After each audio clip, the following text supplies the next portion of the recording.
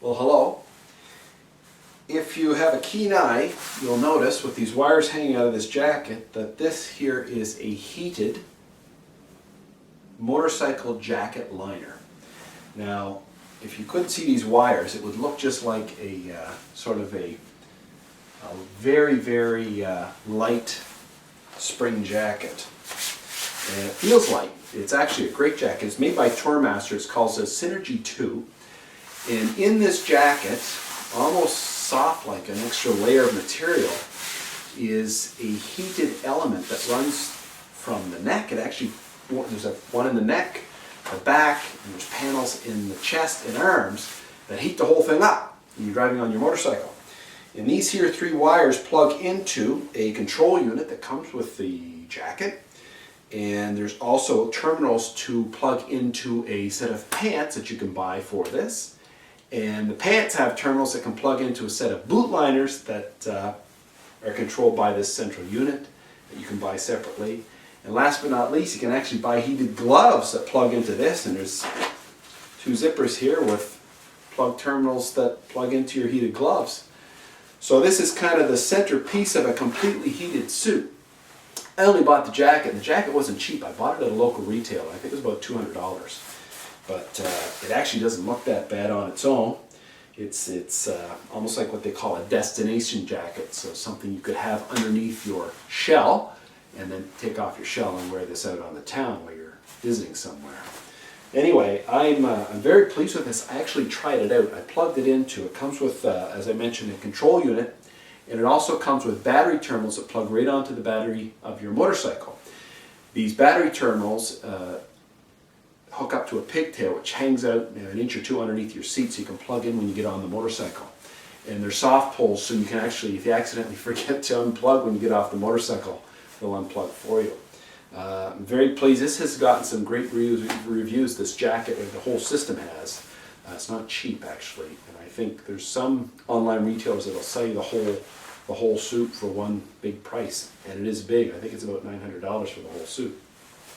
The jacket should do me just fine. I have insulated pants, textile pants that have done a great job keeping me warm, and I have Gore-Tex boots, so there's no problem in the lower part. But I do find, and I was talking about this in my previous video here, as I actually recorded today, on the high-vis jacket I just bought from Revit, that I prefer this this warmth in the back of my neck when I'm driving, and this here, since the collar is actually heated, should do a great job to cover that off. I'm going to use this liner inside that high-vis jacket on really cold days, and I can transfer this liner to my first gear Teton jacket because it fits in that one too. Now the fit is very good. It's not boxy at all. It stays tight to your body. On the side here, I guess to maintain that sort of close to body fit, has two very large stretch panels, two accordion stretch panels, one on either side, right there and there.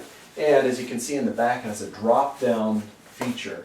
So if you tend to ride a sport bike and you're leaning forward, this here tail will still sit below your belt line and keep you warm. So overall, very pleased. I tried it out, it works great. The panels heat all over. The control unit has various settings, and it worked fantastic. So I'm looking forward to trying this out on cold days. Now, one thing I was going to throw in, this is a comment, and it's probably best to state this now, and I've referred to it in my other two videos now on clothing, is where's the clothing manufactured? Where's it made? I have a Vanson jacket, and I'll start there, that is made in the United States. It's a leather jacket, and I'm telling you, I've tried on shots and langlets. These American-made motorcycle, these established brand names in the United States make fantastic product. I don't care. I've compared them with different brands versus ones that are made in Vietnam or China, and there's no slight against those countries. They're, they have very talented people there too. But I do find that from a quality and a robustness, and when you hold up my Vanson jacket, for example, there's no doubt in your mind this thing will last 100 years. It's fantastic quality, and the support I visited the factory a few times. There's no doubt in my mind, walking through the factory, watching these people work, that there's a ton of pride that goes into their product. Something to be said about that. This here is made in China, okay? Nothing wrong with that.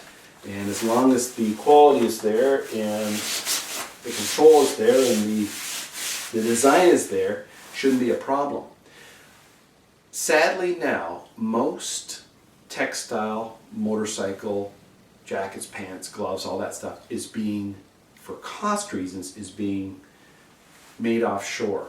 So, for example, the Revit jacket that I just bought is made in China, okay, even though it's a Dutch company. All right.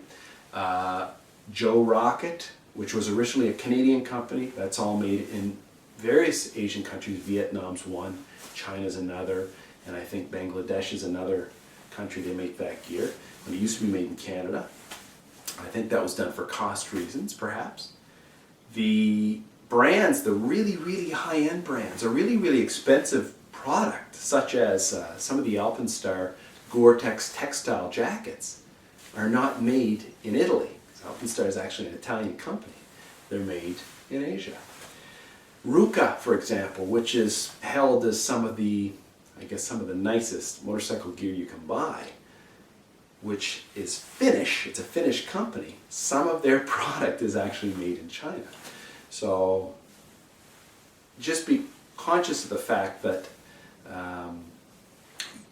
because a company will pitch itself as a European or an American or a Canadian company, doesn't necessarily mean the product is made in those countries. It might be designed there.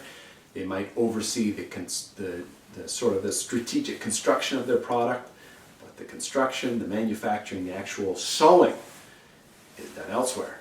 Okay, so just be conscious of that. That's not such a bad thing. In fact, if you look at the range of manufacturers out there, if they're all sending their stuff overseas, and there's still, when you finally get it, there's a noticeable difference in quality. At the very least, they're overseeing and making sure that something with their name on it still comes out and gets to you, looks like it's worth what you paid. Okay. Anyway, all said though, this is made in China, and it fits great and it works great. One closing comment: if you haven't tried heated gear, you are missing out. If you're in a climate that sees winter at all, you are really missing out. And if you've tried a heated gear from 30 years ago, the original heated vest, which felt like big panels of heated blanket, you know, that were stiff and hard to move and heavy, that's the old technology. This new stuff, the only way I would even know this is heated is because there's a thin wire running up to the different panels that you barely feel. You only feel with your finger, but it doesn't constrict motion. Okay? It doesn't constrict my arm motion, nothing like that. So you're really missing out, and you'll probably try it and wonder why you didn't try it before. Anyway, until next time.